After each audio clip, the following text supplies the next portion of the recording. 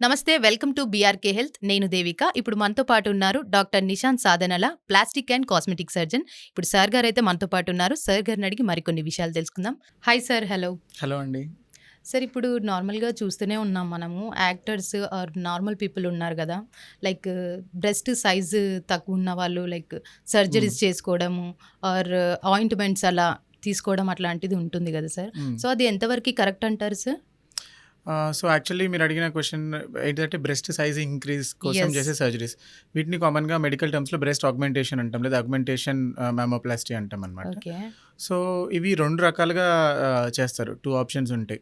మీరు ఇంతకుముందు చెప్పినట్టు ఒకటి సర్జికల్ ఆప్షన్స్ అండ్ ఇంకోటి క్రీమ్స్ అని. క్రీమ్స్ అనేది definitely not an option. It's ఏంటంటే అది తెలియకుండా ఏంటంటే if you someone types in just అమెజాన్‌లో కానీ బ్రెస్ట్ ఎన్హాన్సింగ్ క్రీమ్స్ అట్లా అని కొడితే చాలా వస్తాయి. బట్ అవన్నీ ఏంటంటే ఇప్పుడు ఒక కామన్ ఎగ్జాంపుల్ చెప్తాను. సపోజ్ హెయిర్ గ్రోత్ కోసం ఎన్ని కైండ్స్ ఆఫ్ ఆయిల్స్ దొరుకుతూ ఉంటాయి మనకి. యెస్. అది అని ఇది అని డిఫరెంట్ కంపెనీస్. బట్ అవన్నీ వర్క్ అవుతున్నాయి. అట్లాంటి వర్క్ అయితే అసలు ఎవరికి బట్టతల కూడా ఉండకూడదు కదా.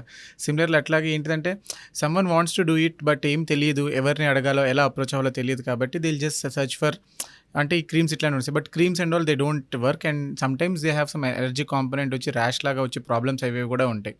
బట్ డెఫినెట్లీ మీరు అడిగినట్టు కొంతమంది యాక్టర్స్ కానీ సెలబ్రిటీస్ కానీ ఈవెన్ నార్మల్ పీపుల్ ఆల్సో కొంచెం లో కాన్ఫిడెన్స్ ఫీల్ అయ్యే వాళ్ళు సైజ్ ఇంక్రీజ్ కోసం చేయడానికి సర్జరీస్ అయితే ఉంటుందండి. ఆగ్మెంటేషన్ మామోప్లాస్టీ అంటాం.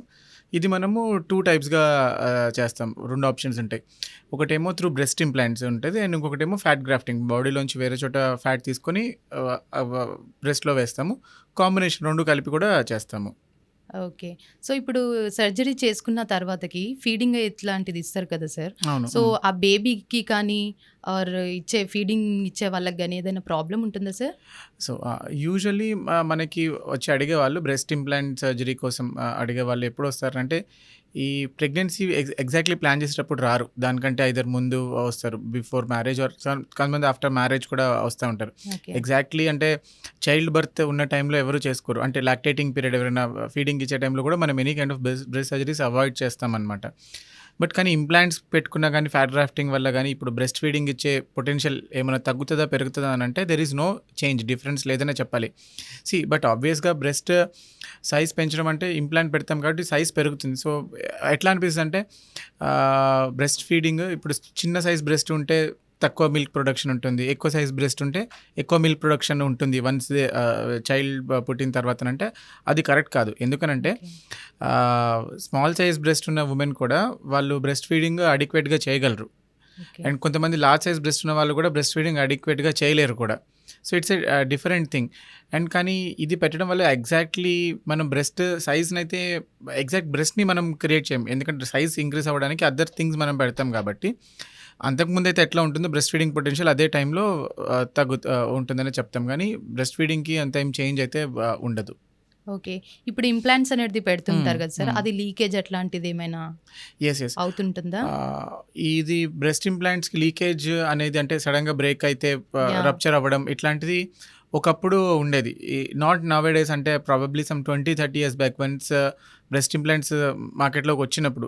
యాక్చువల్లీ ఇండియన్ మార్కెట్లో చాలా లేట్గా వచ్చాయి. 1960sలోనే first known breast implant surgeries జరిగినాయి కూడా. సో ఫస్ట్ ఏంటంటే ఇవన్నీ కామన్గా వింటుంటాం సిలికాన్ ఇంప్లాంట్స్ అని. సో ఫస్ట్ జనరేషన్ ఇంప్లాంట్స్లో ఎట్లా ఉండేవంటే అవుటర్ సిలికాన్ షెల్ ఉంటుంది, లోపల వాటర్ ఉంటుంది. సో ఇట్స్ సిమిలర్ టు ఏంటిదంటే మన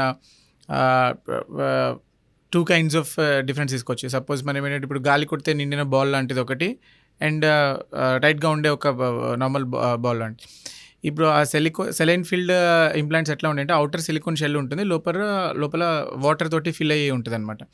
సో అది దానికి స్టెబిలిటీ తక్కువ ఉంటుంది. అంటే సడన్గా ఏమన్నా యాక్సిడెంట్ అయినా, సడన్గా కింద పడ్డా కానీ, సడన్గా ఎవరైనా గుద్దినా కానీ సడన్గా యాక్సిడెంటల్గా అది బ్రేక్ అయ్యి వాటర్ అంతా డిఫ్లెక్ట్ అయిపోవడం అనేది జరిగేది ఫస్ట్ జనరేషన్ ఇంప్లాంట్స్. ఇప్పుడు అవి ఐ థింక్ చాలా సెల్డమ్, అసలుకి ఐ డోంట్ థింక్ అవైలబిలిటీలో కూడా లేవు సెలైన్ ఫీల్డ్ ఇంప్లాంట్స్. ఇప్పుడు కామన్గా వాడేవి ఏంటంటే గమీ బేర్ ఇంప్లాంట్స్ అని అంటాం.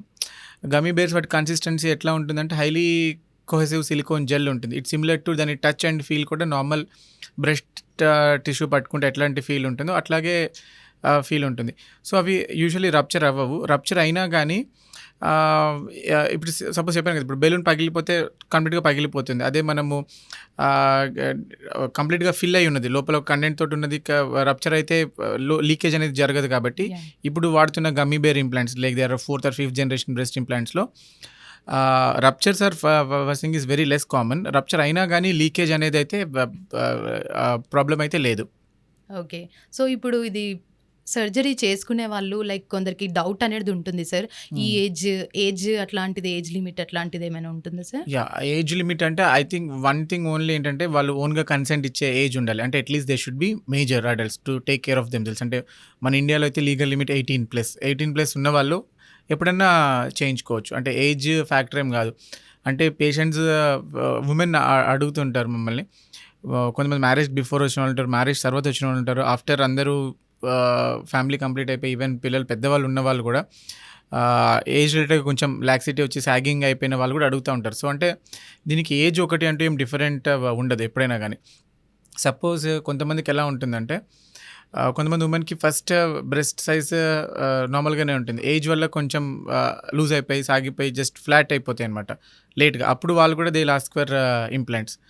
కొంతమందికి ఫస్ట్ నుంచి కంప్లీట్లీ ఫ్లాట్ చెస్ట్ ఉన్న వాళ్ళు ఉంటారు, before marriage or self confidence affect అయ్యే వాళ్ళు even they come even before also.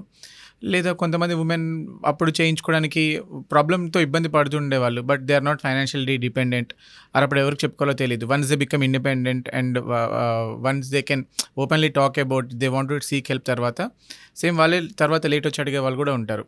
Only age అంటే ఏంటంటే వాళ్ళ ఓన్ కన్సెంట్ ఇచ్చే ఏజ్ 18+ ఉన్న వాళ్ళు ఎవరైనా చేసుకోవచ్చు. సో, ఇప్పుడు ఇది చేయించుకునే వాళ్ళకి అంతకుముందు ఏదైనా డిసీజ్ ఉండి, ఏదైనా మెడిసిన్ అట్లాంటిది యూజ్ చేస్తున్న వాళ్ళకి అట్లా ఏమి ఉండదా సార్ మరి problem? Yes, but we will tell. ఎందుకంటే నార్మల్గా ఉమెన్కి అందరికీ వీ విల్ అడ్వైజ్. ఇప్పుడు క్యాన్సర్ డిటెక్షన్ కూడా ఎక్కువైంది కాబట్టి మ్యామోగ్రామ్స్ కానీ ఇట్లాంటివి అడ్వైజ్ చేస్తూ ఉంటారు 40 years క్రాస్ అయిన వాళ్ళు అట్లాంటిది. ఓకే.